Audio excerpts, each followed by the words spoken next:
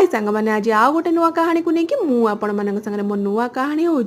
आम गाँ पाख ओला छकर पियाजी। आपण मैंने बहुत जगह बहुत भेराइटर पियाजी खाई थे एमती प्रोसेस पियाजी खाते आपण मानक बहुत भल लगे। मु बुट डाली मुग डाली की बतुरे देती बुट डाली क्वांटिटी अधिका मुग डाली क्वांटिटी कम 3 घंटा बतुरेला दरखंडा कर ग्राइंडिंग कर देती तादर अदा छेचा रसुण छेचा बेसी कर कटा पियाज भृसंग पत्र ता सहित कंचा लंका स्वाद अनुसार लुण हलदी हाल्का बेसन ता सहित खाइबा सोडा आ जो बुट मुग बतुरे रखी